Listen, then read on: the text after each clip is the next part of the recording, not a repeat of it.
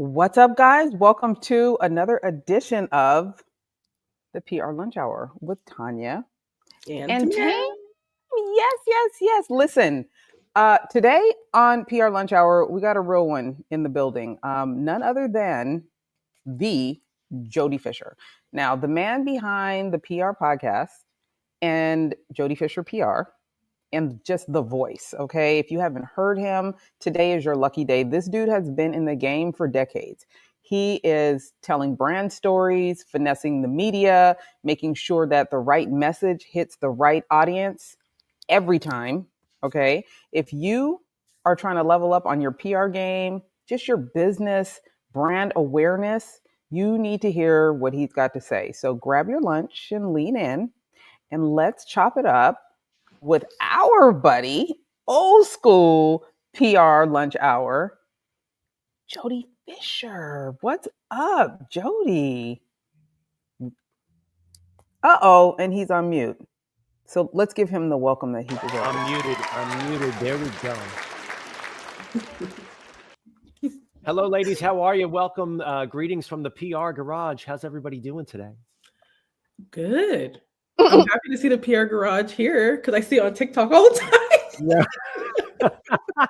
Oh gosh, I always see it on TikTok. I mean, like, I imagine one day I'm going to visit the PR Garage. Like, is it on Google? Like, can I Google it when I land and just get to the PR Garage? Okay, funny story. You bring that up. Ready? I got an email. Was it an email? I forget what it was.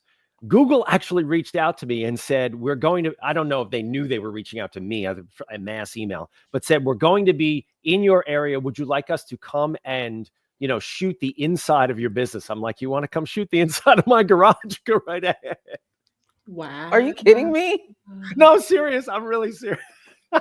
It's just my garage. I mean, it's actually my garage in my house. It's where I work from. It's where I came out and set up in COVID, right? We all went somewhere in our house during COVID. I came to the garage because that's the only place I could be by myself and nobody else had to deal with my stuff. And slowly over, it started out as a workbench with my pegboard and my hammers and my chisels and my everything else's. It turned into something that's just a little more comfortable and presentable, what you see behind me. So. I mean, it is organized, and can I get my garage to look like this, please? Please. I will.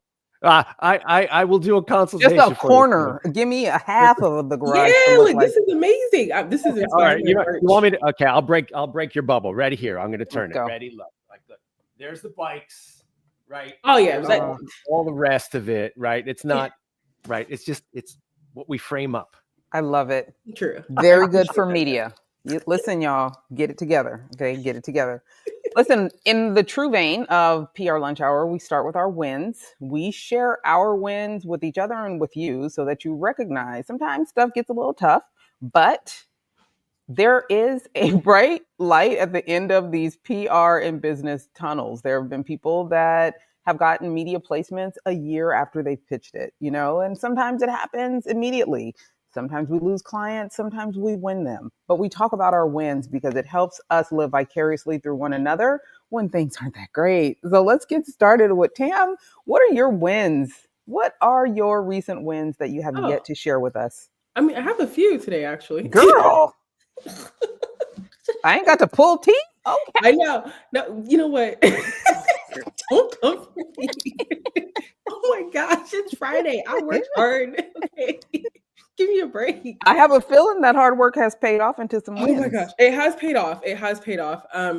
First and foremost, I want to say the biggest payoff, which I'm super proud of because it happened on my birthday, was I am now a featured newsletter creator on Kit's, formerly Convert Kit's page. And that's huge because I just recently relaunched my newsletter. I pivoted to focus more on something closer to my heart, which is helping multi-hyphenate women of color build personal brands. And I did lose a lot of people that newsletter because I was like, hey, I'm not doing what I did before, which was like purely SEO and PR focused. So let's, switch it up and combine it and be more integrated. And like, I have been losing followers, but getting that feature was absolutely amazing. And I'm there for a month. And it's also like, if you scroll past the Tom Brady and Ellen DeGeneres, I'm right there. So which is kind of nice. Also, Thank you. Also, I got a good performance review at work, which I love and appreciate. Listen, I will take small wins anywhere. And then other than that, I just had a really good birthday. So, Well, happy birthday again. You again. But congratulations on the wins. Personal wins. Give me some of your personal wins, Tam. Oh, I said like more personal, we gotta go deeper. Yeah, like what's going on with your kids? You still married, life is good. I mean, well, yeah, okay, fine. I don't call those out every day, but listen, I always say if CPS didn't show up, I did a good job. Okay. That is true. I did a good job. That is true. I will say one of the biggest personal wins is like I have one of my daughters is in the learning to read phase. And sometimes it's like I don't want to read this book. I can watch YouTube or whatever. And that's normal. But we were actually getting medicine at Walgreens one day, and the library is across the street, right next to McDonald's. And instead of saying she wanted McDonald's, she said, I want to get my library card. And that's huge for me because I love that she wants to do it. And I actually am planning, like, we're at our third trip probably since she's done it. So she'll just grabs books. I mean, she can read them or not. I'm whatever. We'll take it. But it's like heartwarming. And I felt so proud. I just feel so proud of her and the fact that it was her decision.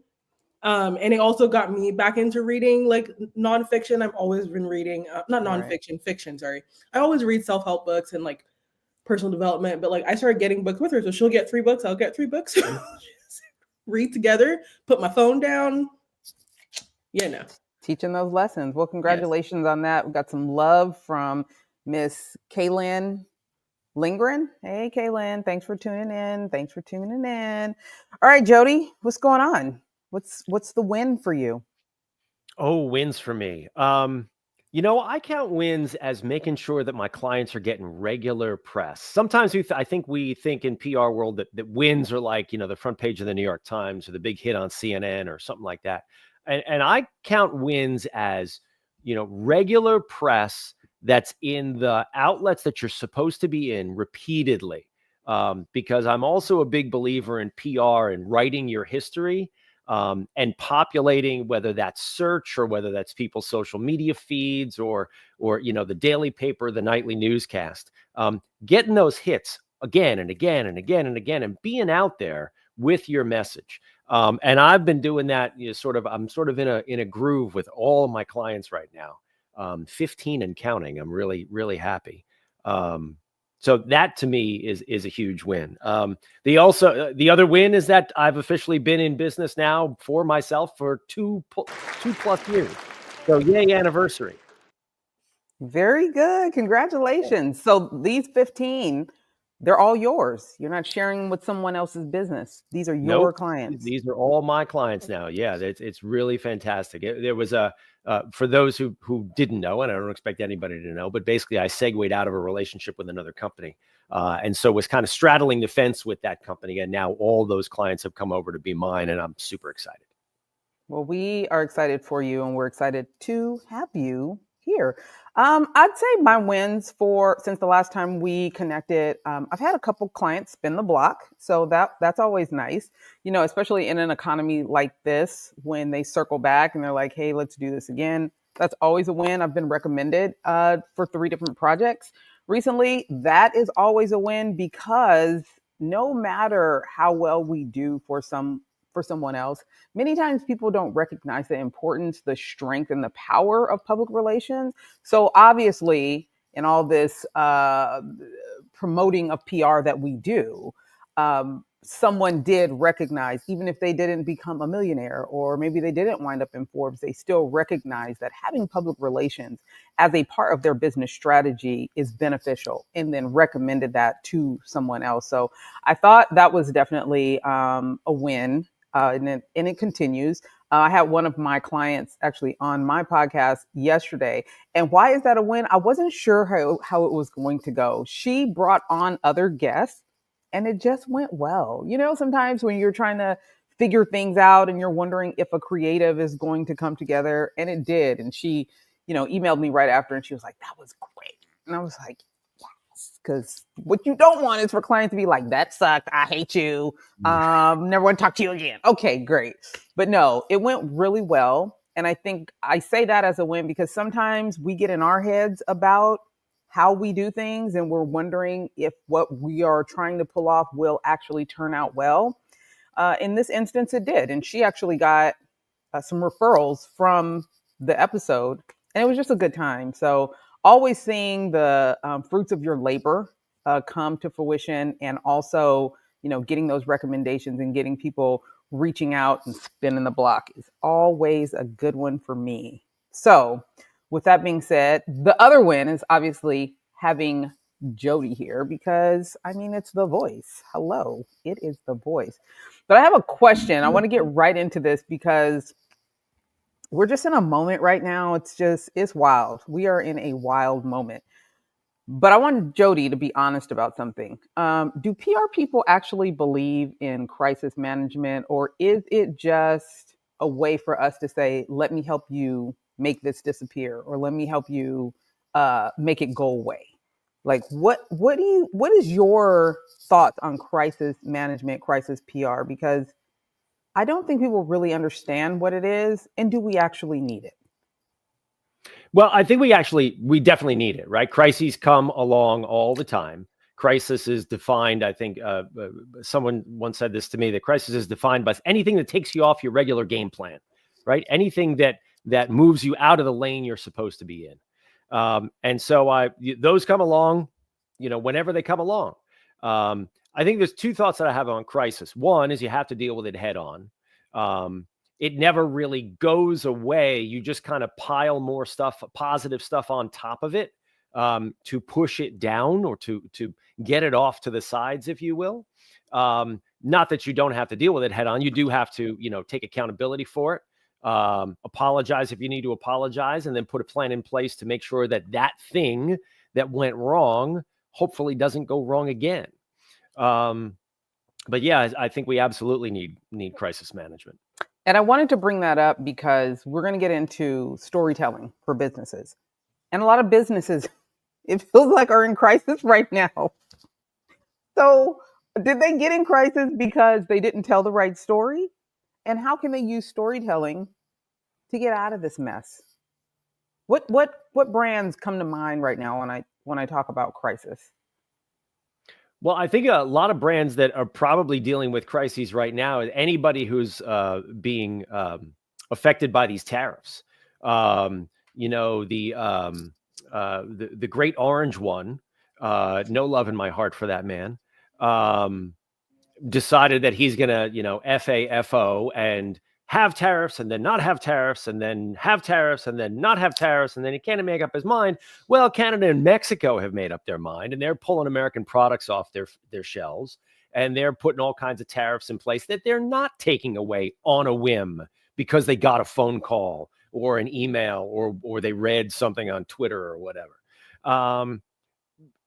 I think those companies are dealing with real crises, dollar and cents crises, consumer confidence crises. Car companies, liquor companies. I mean, you name it. You heard the story about Jack Daniels getting taken off the shelves in Canada. Canada's got plenty of their own liquor that they can sell. They don't need Jack Daniels, right? Those customers are going to get used to those new brands, and they're going to go away potentially permanently. That is a true crisis. And that's one that's brought on by outside forces, right? That they had nothing to do with, except for, donating to his campaign. But nevertheless, and Canada has been very specific and outspoken about this, that they are targeting their tariffs against the states and the individuals who enabled his election, right? So they're not just saying, we don't like America. They're saying, we don't like Tennessee. And we don't like Alabama. Right? That's a real problem, man. So you talk about crisis? Yeah, that's a big crisis. Now, we talked about this in the early part of PR Lunch Hour. When we first started, a lot was going on with the George Floyd thing and people bringing in DEI programs. We covered this heavily, remember? And part of our conversations were about companies that were being performative, because we all sat back, which is a very good action that PR people take, good ones anyways. They watch what's happening first before we jump on a trend. We watched what was happening, and even before everybody started to implement their DEI programs, we were all talking about I wonder how many of these companies are going to be performative. I wonder how many, let's see how many of these people line up behind this because it's a trend rather than having it be something that is literally a part of their brand. So when you are storytelling and you are implementing programs or being a part of a conversation, inserting yourself into a conversation, how important is it to really stay brand focused and brand centered? And is this how some companies get into a crisis? Yeah, absolutely. Right. When you start to color outside your own lines, when you start to do things that you're not that good at, you open yourself up to potential crisis. It's a really great point that you make about something like DEI being performative, because consumers have a great bullshit meter. They know it when they see it, right? And look at what Target's going through right now, right? Target. I mean, do you really need to announce that you're rolling back DEI? Do you really need to announce that? I mean, that's just dumb. Even if you don't believe in it, even if you never really had a true program in place, to put out a press release about that, wow, you FAO'd and find out, yourself. And now they're feeling the pinch of that too. DEI is incredibly important because DEI is not just what, the MAGA crowd makes it out to be. DEI is people in wheelchairs. DEI is women.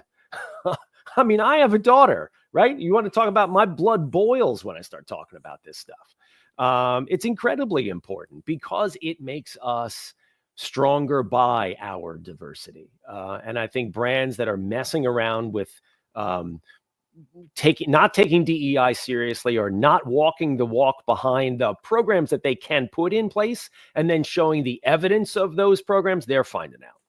Is there a way they could have used storytelling to stay out of trouble? Like, let's talk about strategic storytelling. Yeah. Oh yeah, I'm nodding my head furiously because I am a Target fan, and this is just Tanya has received many audios from me about this. I'm just so distressed personally, but let me go in my PR bag for a second. Yes, there were definitely ways to address this. Like, there's so many things happening like on social media. There's a lot of infighting happening, but if you are someone at Target, or let's say Target was paying us to like really address this crisis that they created, I agree with Jody. Part one, you shouldn't have created it for yourself. This should have been a tactical rollout at the very least. You could have at least addressed and said like, hey, almost make someone else the culprit, to be honest. Be like, hey, we're getting threatened by, and this is hypothetical, I have no basis of this, but like attorney generals, or we're getting threatened by this because we are, based in this state. Like, you could have found some sort of reason to just be like, hey, we're doing this. This is what we're thinking. This is the plan. And almost like bring people into the struggle and make them feel invested in what you're facing. And then they can also be invested in a solution and be like, okay, I'm a part of helping them navigate this. When you make people a part of something and you invest in like them being like, hey, I have skin in this game, then we could navigate the crisis. But I've heard they put out a press release. I honestly haven't gone and looked. And then there's people are like, oh, it was leaked. Either option is like what world we live in. Like, and to your point, I would say who did it well would be Apple and Costco, because they've continuously shared how the government has come after them and tried to put pressure on them to remove these programs. Now they get an unbelievable amount of support because they shared their story. They get so much support. Ain't nobody complaining about the price of an iPhone right now because they still have their DEI programs, and they continuously tout the journey that they're going on to keep that program. So now people are like, oh yeah, I'm with it. Like I'm with them because they with us. And didn't we talk about this? We talked about this in OGPR Lunch Hour with Victoria's Secret compared to Savage times Fenty. It was like Victoria's Secret kept trying to rebrand, but like they never took us on the journey of the rebrand. Yes. You know what I mean? So it's just like until what is it like 3 years later I mean, that they finally decided to like the address recent it? relaunch really helped. I mean, besides the big names, like take out the big names, right? A lot of times we think, okay, if we add in the big celebrity names, it'll help. But if there's no story, they're not gonna amplify anything. What was the story? What was the story? And now we don't care. I just want to know. Look, and now we don't care what the story is. And to your point, Tam, like, okay, if you're going to announce that you're taking away your DEI programs, you want to explain why? I mean, explain why it's not working, right? And here's why it doesn't make sense for our company, our brand, our customers. And instead, we're going to do this. I didn't hear any of that from any of these organizations. All I saw was the headline. And to your point, like I didn't do a deep dive to like actually really go and find. But the articles that I read, there was no pushback. There was no storytelling, to use your word, Tanya. There was no explanation as to whether or not it's true, and if it is true, why we're doing it, and how we're going to do this instead and make something better. Like there was no storytelling. Yeah, because now we have people floating around saying, well, I mean, I've probably consumed a lot of like what the especially the Black-owned businesses in Target are saying, because this is me. People have come at me online about it, but I really just want to know what they are saying because it's their business. And we all know in PR how it shakes out at the end of the day. And a lot of them are like, they feel betrayed because they found out via the articles. And then they also found out on social media. And even when they made a plea to like, hey, please support us. This is still our business. This is they broke down all these numbers. Like you said, they started telling their stories. And because it's in direct contrast to what Target's been doing, it's like they're getting lumped in with Target's indecision at this point, or like not joining the conversation at all, or saying anything to be like, oh yeah, all y'all just lumped together. We're not supporting either of you. So like you have one group that feels betrayed and the other group that feels like they just don't need to contribute, which is, I guess, in a way, the Beyonce stance of things. But it's just like, that doesn't work. Like we are, as you said earlier, consumers have a really good bullshit meter. I mean, we have so many PR people just even on TikTok alone talking about how to address crises and how to deal with it. I'm just like, is there's no one on any team that's like, we have to jump into this fray? I mean, on Threads, like when PBS had to like do the same thing because it was going to affect their grant money, they were answering people in comments like, thank you for supporting us. I understand your frustration. Here's why. Like, I mean, that's a longer route, but they rolled up their sleeves and did it. So it's just one of those things where it's like, it's also the lack of an answer that's not helping. And then the business owners are kind of out on their own. Now, granted, some of them have said they're talking to Target, like even with Walmart, another one, they're still ordering their stuff. So like, there's some hope in there, but like they're not joining the conversation at all. And it feels like they're leaving the business owners out there to dry, which is not going to help. No, your storytelling. But there's a couple of things I want to say about that really quick.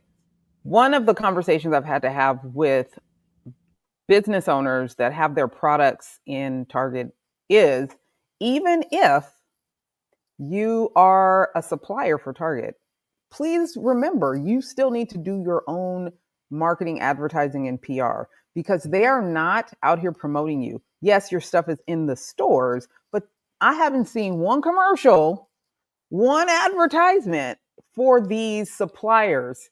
So at the end of the day, you still have to do the work. And part of that work is telling your story. Second thing is, not only did the CEO not come out and address all of this, so again, playing coy, he's being passive aggressive. He goes in the media this past week, and instead of addressing really why his revenue started to drop, he blames it on inflation and the stock market and tariffs.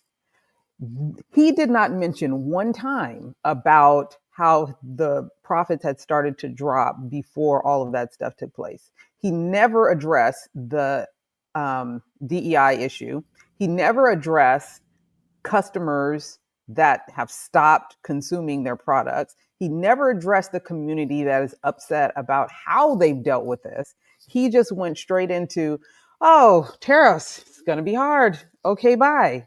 I was like, okay, so we're playing oblivious now? Now you're really telling us you don't care about how we feel as consumers. So that lets people know you have decisions to make as consumers. You get to decide who you support and how you support them. But again, that is why public relations and storytelling is so important. Jody, how do you get, before a crisis happens, how do you get your clients to recognize the storytelling piece of this is going to be your lifeline?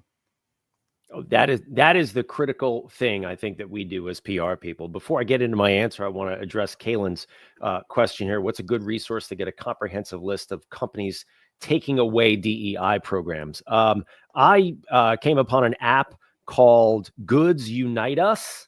It's in the Apple App Store at the very least. You can search a company and it will give you a score. It will give you lots of other data too. But Goods Unite Us seems to be a good app. I've looked at it. So check that out if you want. Thank you, Jody. But to get back to your question, Tanya, about this, you've hit at the heart of what I tell clients that they need to be thinking about when they're thinking about public relations. It is constantly telling your story. Like I said before in one of my answers, crises will come along.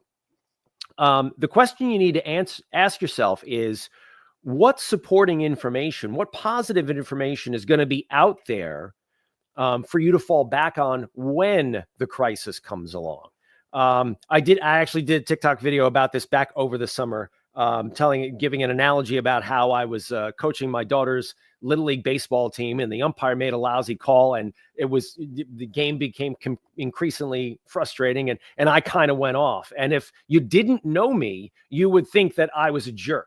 But if you knew me, you would know that that was completely uncharacteristic of me. It's the same thing with brands and with companies who are either engaged in public relations, telling a good story all the time. So when that one crisis comes along, people go, oh yeah, but they're them, right? I know them. And this just one thing is an anomaly. Or you don't engage in public relations. You never go out there. You never tell your story. And then a crisis comes along and that's all people have to think about you. That's the only framework they have to work with.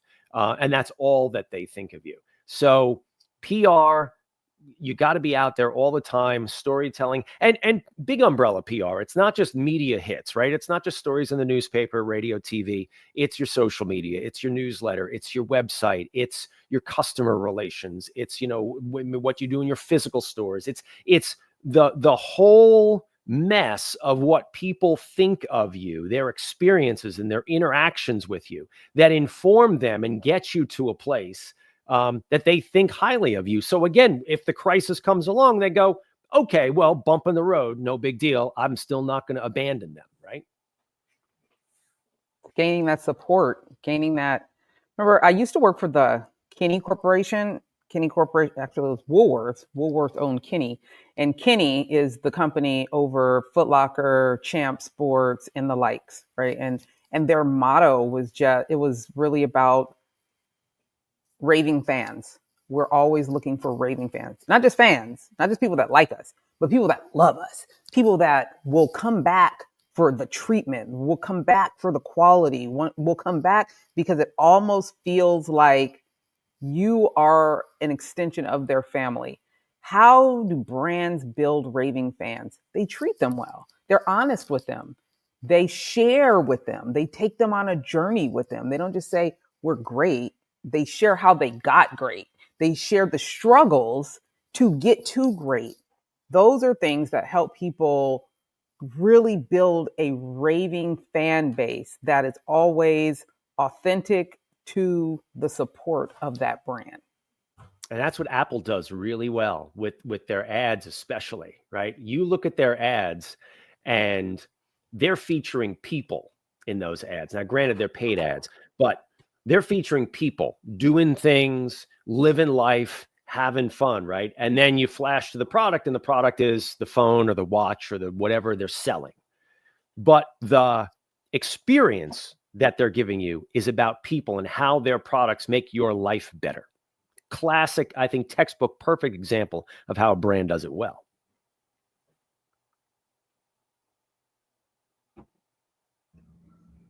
Oh, okay. It's like Tanya, still from this Twitter space. She just wanted to keep my big face up there. That's all it was. I know, which is fine. I mean, hey, no problem. But like, I was like, wait a second. You know, like how on Twitter Spaces, we would all like get really like the weird internet service where like it would drop off or something. I was like, did this just happen? And then she would text and say, did that happen? Like, yeah, are you okay? But I completely agree with both of you. It's definitely again, I've said this so many times, I feel in my career, but like I had one of my most amazing HR professionals that I worked with. She said something that really has carried over into my PR life, which is like clear is kind.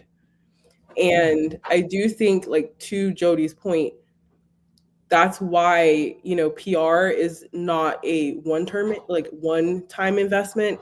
It's all about doing it consistently, because when you get to the crisis, like you said, you got to own up to what's happening. You got to explain it. But there has to be this level of trust and, like you said, like familiarity with your personality as a brand in order for people to be like, oh, okay, this is out of character, or like they must have a good reason to do this. When you don't have that goodwill, that psychological safety with a person or like just consumers, they're just going to react. Like they are going to react from a pure of like, I don't know, if I was really to break it down, I don't know why I should trust you. Why should I trust you? You have not built any trust with me. You have not formed a relationship with me. I don't have anything to stand on. I just have to look at your actions, and your actions are telling me this. And you also add in, like, I'm just going to ignore that you're even, you know, acting up. What do they have to stand on? That's a great point, Sam. I mean, PR is all about building trust. Yeah, we do this with our kids. All about building trust. Our kids know when they come home, they're going to get food, right? They know they're going to have safety and shelter. So when we are correcting them or like saying like, hey, we got to do something different, yes, they may react, but I mean, we still have those moments where our kids are like, you're the best mommy, you're the best daddy, like, I still love you, that kind of thing. If we were just downright trash.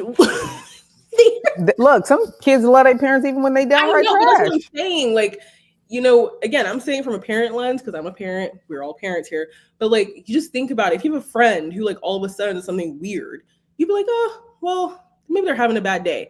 But if they just do this consistently, or you don't have any sort of relationship or trust with them, they act like that. You're like, yeah, bye. I don't want to deal with you. You just kind of have that attitude.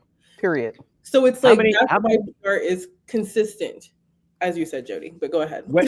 When that Diddy party list came out, remember that Diddy party list? No, seriously, right? Yeah, okay. You're right. And the list of people, and we read down that list of people, at least in my mind, they fell into two categories. One category was like, those people are fine. And the other category of people like, oh, they got some problems. And I had zero evidence that anyone had done or not done anything. It was all about what I thought of them based on what? Their storytelling to me, their reputation based on what I've read about them, what I've heard about them, what I've seen about them. Perception. Hey, Jody, let me ask you this. Do you think journalists like us like a first cousin that you see at a cookout and you're excited to see? Or do they just tolerate us like the auntie you wish we could just throw in the back room and lock away? Like I love your analogy. I'm still waiting for an invite to the cookout. But I mean, come on. You are in there. I promise no racist. But seriously, I don't know. I think by and large, look, I could probably count on one hand the number of journalists I've run into in my 25 years that I've been doing this who have said, I don't talk to PR people. Lots of all the other reporters that I talk with appreciate the information I send because it's factual, it's concise, it's straight to the point. It's here's the thing. They can decide in 10 seconds whether they want to do something with it or don't want to do something with it. You know, and sometimes it's we're going to do something with it that turns into we didn't do anything with it. But the idea is you're building that relationship, and that's the relations part of public relations, right? That's what we're building here.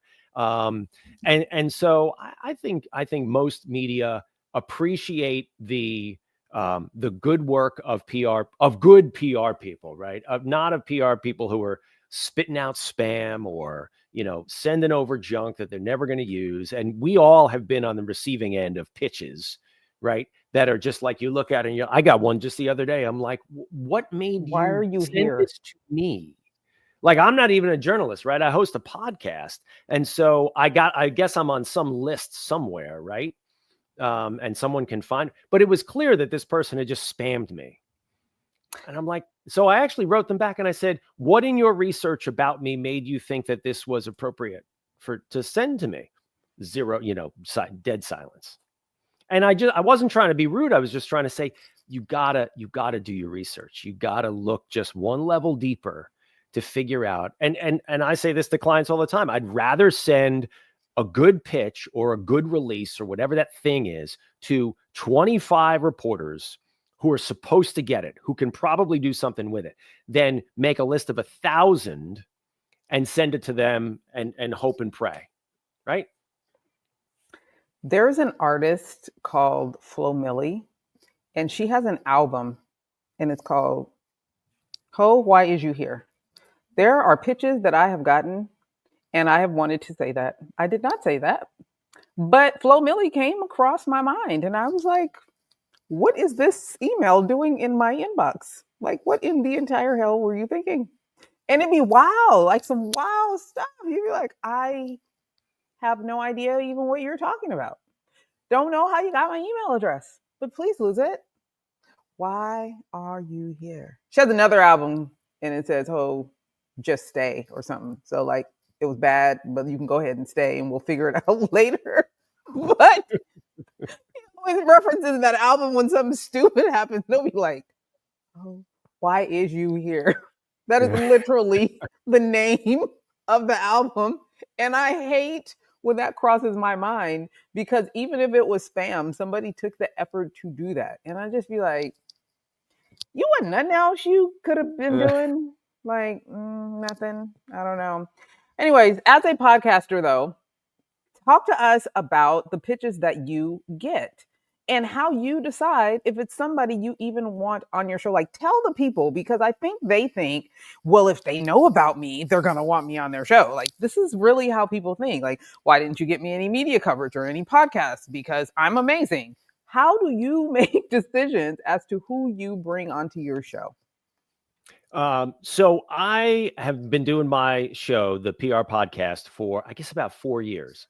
So I've got 200 plus episodes there, meaning that I've talked with about 200 guests. They fall into two categories, either PR professionals like us, or what I call newsroom decision makers, reporters and editors and videographers and photographers. And the whole point of the show is to talk about how the news gets made and how PR people can do a better job of communicating with the media they want to get to, because they want to talk to the audiences that that media reports to. So it's become increasingly harder to get, especially PR professionals, to have a unique take on what they do. Certainly things will stand out. If we've never talked about a topic like AI, I've had a couple of guests recently talk about AI, just because I think it's new enough, it's interesting enough, and I think it's starting to come into its own.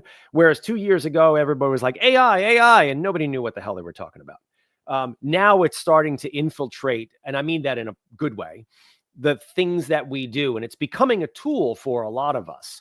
At present company, I use ChatGPT regularly, and I don't think there's any problem with that as long as you put a human touch on what it eventually spits out. They got to have something original to talk about. You can't just talk about the same old thing about how I get hits for clients. We all do that. We all know that. Give me an original take about something. Niche down as much as you can, and to get original. I think that's maybe a really good thing that we do as PR people when we're pitching out our clients. Get as specific as possible and offer up specific examples of what you do. That is a way to get a reporter's attention, and it's certainly a way to get my attention as the host of a podcast. I can appreciate that. And do people ask you, like, Jody, why you didn't choose me, or why I haven't been on your podcast yet? But like, you really don't want them on your pod? What do you say? I haven't got that question, but sometimes I will get questions that clearly indicate you have no idea. You've never listened to the show. And that's rule number one for us too, right? Is when we're pitching a reporter, you got to be familiar with what that reporter does, right? You don't pitch, a fluff story to the business reporter. You pitch a story that's got details and data in it, right? You don't pitch food to the obituaries. I mean, you get it, right? You got to make your pitches applicable to who you're sending them to make it make sense. Same thing, I think, with me is I'll know right away, first of all, if they've ever listened to the show, because if they haven't, they'll just send me their client's bio. And if you've even, just scrolled back through episodes, guests can start to look very, very similar. And so how do you make them stand out, right? How do you make them be different from everything else that has come before? What I typically will respond to them is say, okay, give me three specific questions you want me to ask your client on this show. Based on that, that'll be my decision, right? Because sometimes they'll come back and they'll talk to them about this brand new thing that they did and they're really specific and really niche. I'll be like, okay, we can build a show around that. And my bar is, pardon me, very low, right? I'll talk to everybody, give everybody their shot as long as it makes sense.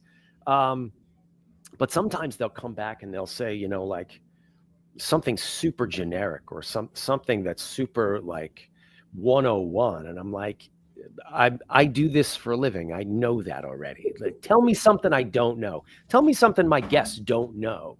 That to me is the ideal approach, whether I'm receiving a pitch or whether I'm sending a pitch. Also, please have social media. It amazes me how many PR people. Now, look, you don't need to be on every platform like I am, right? You don't need to be a social media whore like I am, but don't just be on LinkedIn. Like you don't have to be on Facebook, but be somewhere else, please. I've had people give me their Facebook as their homepage, and I'd be like, "That's interesting." Yeah, I have a specific that's like a do better today. Yeah, that's like a very specific irk for me. Like I think mostly because I feel, I hate to use parenting references again, but like I feel like it's a mom being very disheartened and disappointed because it does affect your visibility and your credibility. Mm-hmm. So it's like you could be amazing, but like you're presenting something that's trash. You're presenting trash. Not like matching up. But I wanted to ask Jody a question in this train of thought, which is, do you think from all of your experience that sometimes people they stay generic because they don't know who their audience is? And they what, Tam? I'm sorry? They stay generic because they don't know who their audience is. Generic. Yeah, and they don't know how to figure out who their audience is. Because in order to even get more audience engagement, you have to know who you're trying to talk to. I mean, look, you stay generic, you stay safe, and stay safe doesn't get covered, right? Right? I mean, reporters look for lack of a better word, they look for friction, right? They look for a story that's got some juice to it that that's got some angst. Yeah, right. It doesn't have to be scandalous, but it can't just be howdy doody time, I mean, it's gotta be something. Yeah. Where's the controversy? Where's the pushback? Where is your ability to hurdle obstacles? Because if there is no obstacles, then you've hurdled none. Like, where is the grit in the story? Imagine going to a movie that was like that, right? That would be the most boring movie of all time. That is true. Right? Staying safe. So that's what reporters look for. And they evaluate pitches, I tend to think, based on two criteria, either geography or subject matter, right? Either they're covering a story based on the geographic audience that they serve, or they're covering a story based on the subject matter audience that they serve. Either, a daily newspaper reports on things, in my area on Long Island, right? My local newspaper reports on stuff about Long Island. They report on other things too, but it's through that lens. Macworld magazine reports on everything that has to deal with Apple, regardless of where it is geographically. Right. It's built for an American audience, but that's, separate. So I think you got to look at your story pitches and evaluate them through those two filters, because that's the filters the reporters are looking at. And then based on that, give them something interesting. Give them something never heard before. I just want to give Tam a little pushback, because as a multi-hyphenate woman, you should know that part of the reason people stay general too is they're afraid of which of their talents that they actually will excel in.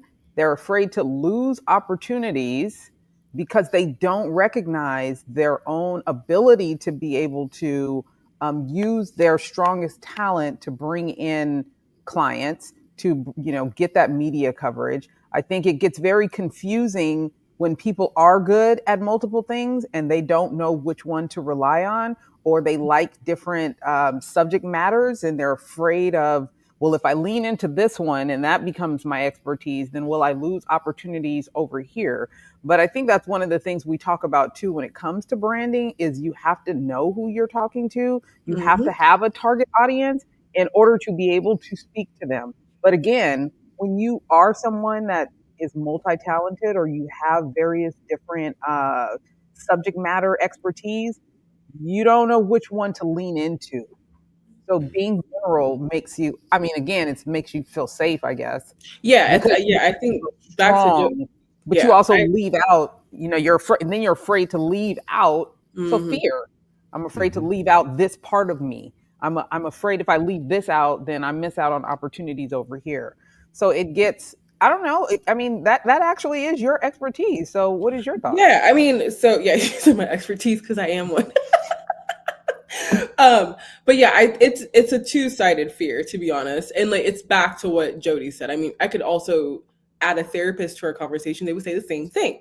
It's all about safety. It's all about what can I control. We've all dealt with business owners who, when they come to PR, that is the biggest obstacle, whether they're multi-talented or not. They don't have control.